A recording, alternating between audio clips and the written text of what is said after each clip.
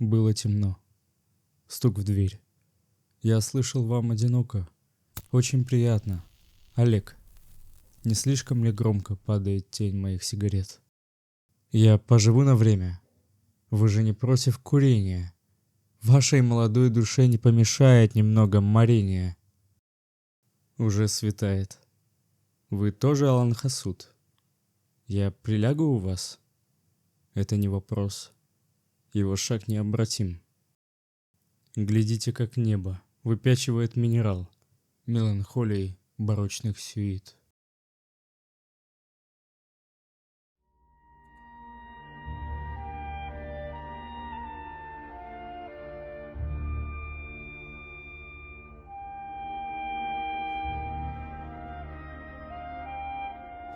Откройте окно. Железы декабря распухли. Кожу щиплет отвердевшая гиасма. В жерле молчания зазвенело обыденное перешептывание углов. Я забыл, кто передо мною напротив, кто теперь горячей ладонью вытирал замерзшее утро со столов. Олег закрыл дверь, но лампочка в ее комнате не угасла. И странные тени распахнули свои голоса. Стали мы единым скованы. Половина моего лица заломила руки второго, выдавливая в прежний прах.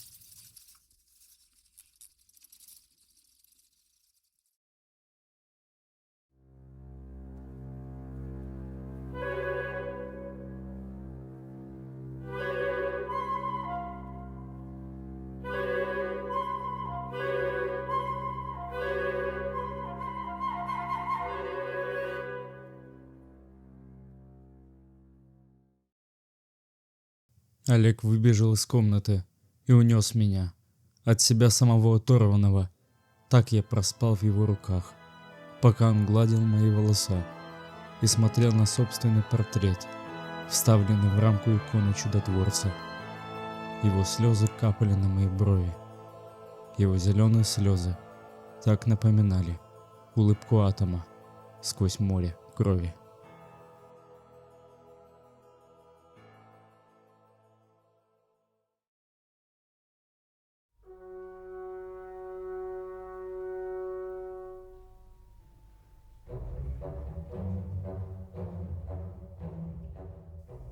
Я проснулся, не мог потянуться с кровати.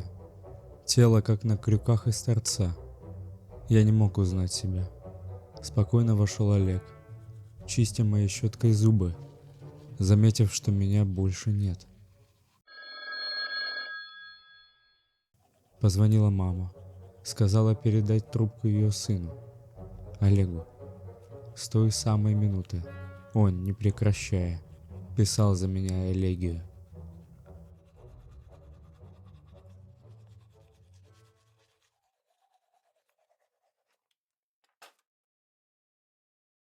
Повсюду витал сладкий дурман табака.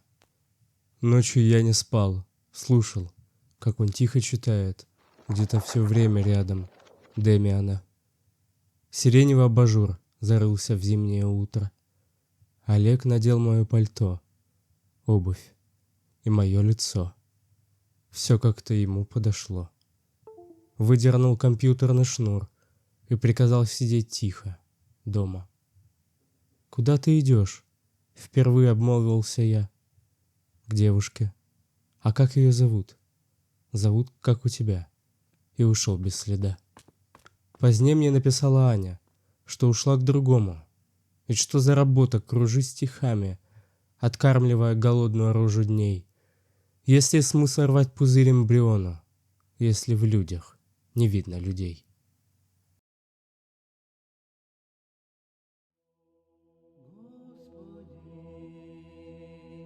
Тень мою от себя откалывая, я нашел двойника, на меня больше похожего, чем заплесневевший засол самого себя.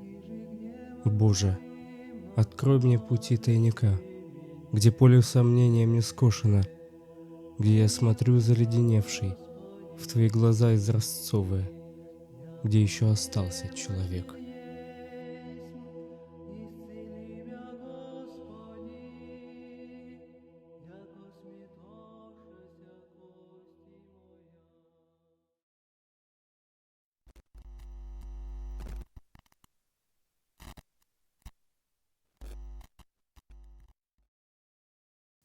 Вернулся Олег.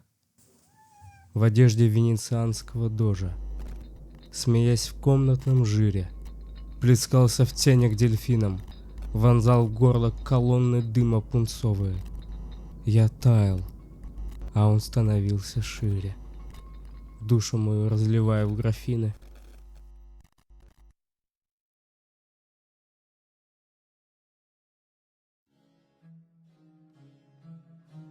Сдавалось дыхание. Осталась одна моя бессиния. Лег на пол от бессилия и услышал скомканный вой из ванны. Дополз до зеркала, где ранее хрустела кожа, теперь стирались линии. Большое лицо плакало, пряча стеклянном инее. Я разбил зеркало, одолжив у него осколок, и пошел на смех. На спине у Олега зияло синее пламя кристалла, покорно влекущее в морок и грех.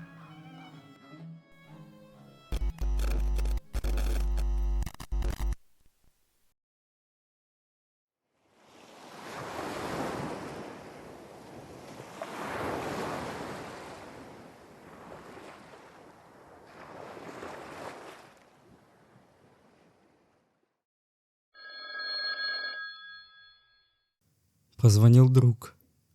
Сказал ему одиноко. Биение жил не спадало с моих рук. Я обрел уже достаточно сил. На улице чернел снег. Постучал в его двери. Закурил. Он меня не узнал. «Кто вы?» Я не без смеха сказал. Очень приятно, Олег.